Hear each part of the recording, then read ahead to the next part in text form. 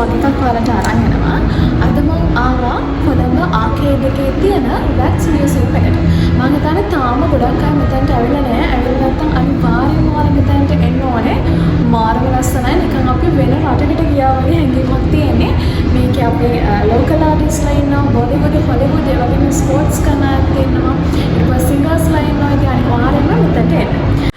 මෙහි නිර්මාණකරුවන් වන්නේ ශ්‍රී ලංකාවේ ඉටි නිර්මාණ ශිල්පීන් වන අතුල හේරත් සහ ඔහුගේ පුත් මහේම හේරත්. මේ තියෙන මේ වැක්ස් මියුසියම් එක හදපු දෙන්න. ඉතින් මේ ඉන්නේ වැක්ස් මියුසියම් ආවලා දන්නවා ඇති නුවරක් තියෙනවා ඇහැලේපොළ බලවලු කියලා. ඒවත් හැදුවේ මෙතුමාම තමයි. ඉතින් මේ මෙතුමාගේ පුතා. ඉතින් ඒ දෙන්නම කියලා තමයි මේක හදලා තියෙන්නේ. ලෝක ප්‍රකට මැඩම් ත්‍රිෂෝට්ස් කෞතුකාගාරයේ ආභාසයෙන් ලැබමින් මේ මියුසියම් එක නිර්මාණය වෙලා තියෙනවා. ඔයාලත් කැමති නැද්ද ඔයාලා ආස කරන සෙලිබ්‍රිටිස්ලත් එක්ක ෆොටෝ එකක් ගන්න? එහෙනම් මේක තමයි ඒකේ තියෙන හොඳම තැන. මෙහි ස්ටැචුස් 40ක් පමණ ඔයාලට දැක ගන්න පුළුවන්. ඒ වගේම දේශීය කලාකරුවෝ විතරක් නෙමෙයි. හොලිවුඩ්, බොලිවුඩ් මේ හැමෝම ඔයාලට මෙතනට આવොත් බලා ගන්න පුළුවන්. ඉතින් කවුද අකමැති මේ ඇත් එක්ක සෙල්ෆියක් ගන්න යන්න? ඉතින් එහෙනම් අමතක කරන්න එපා වැක්ස් මියුසියම් එක පැත්තට එන්න. ඔයාලට පේනවා ඇති මේ ප්‍රතිමා හරි ප්‍රමිතියට සජීවීභාවයෙන් රැකෙන විදිහට නිර්මාණය වෙලා තියෙන අපූර්ව.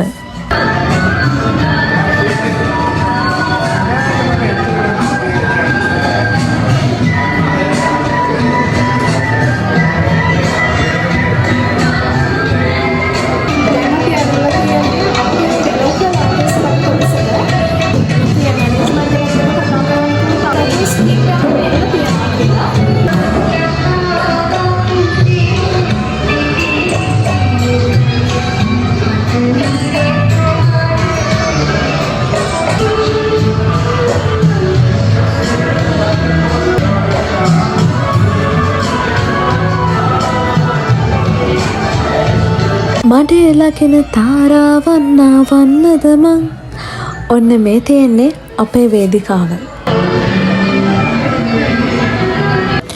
මේ ඉන්නේ නෙල්සන් මැන්ඩෙලා. ඉතින් මෙතුමා තමයි වර්ණ භේදවාදය ලෝකෙන් තුරන් කරන්න දායක වුණේ.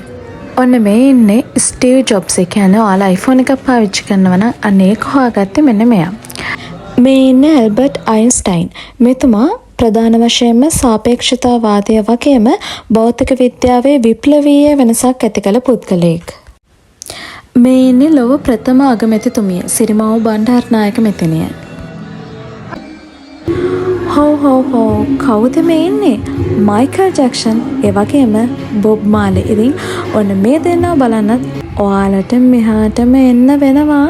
ඒ වගේම මම මේ මියුසියම් එකේ දකින තවත් වැදගත් දෙයක් තියෙනවා.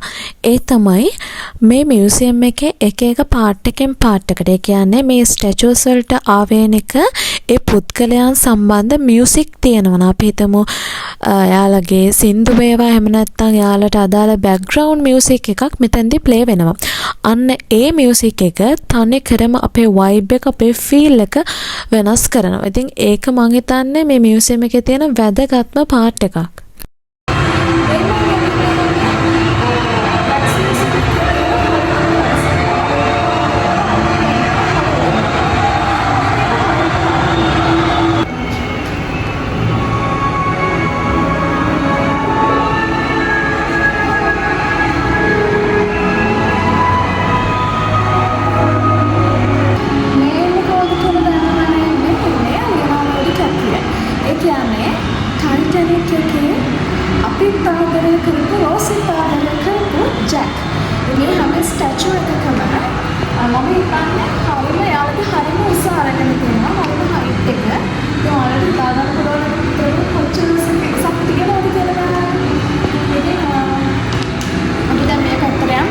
ඔන්න මගේ පිටිපස්සේ කවුද මේ ඉන්නේ?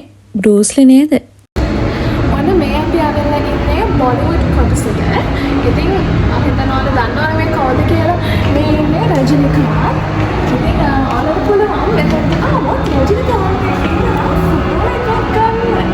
ඊළඟට ඉන්නේ කවුද? එන්නේ කවුද මේ? ශාරුඛ් ඛාන්. ශාරුඛ් ඛාන් එක ෆොටෝ එකක් ගන්න ඉන්දියාවට යනවා. ලංකාවට ආවොත් ඔයාලට පුළුවන් ශාරුඛ් ඛාන් ෆොටෝ එකක් ගන්න.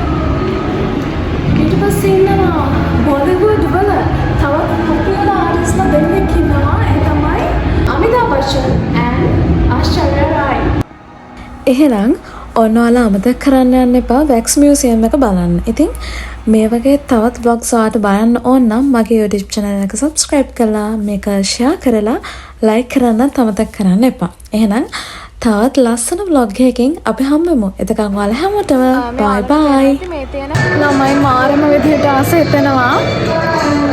මේ මාර හැඟීමක් එන්නේ මේ තියෙන ලංකාවේ අපේ local artistලාගේ part එක. ඉතින් මේ තියන්නේ මෙතුමාගේ විස්තරය. ඒ කියන්නේ හැම ස්ටැචු එකක් ගාම යාලගේ විස්තරය දාලා තියෙනවා. ශ්‍රියන්ත මෙන්ඩිස්. ඉතින් මම ඔයාලට කියවනේ මේ එක එක කොටසට එනකොට ඒ කොටස බෑග්ග්‍රවුන්ඩ් මියුසික් එකම එහෙම තියෙනවා.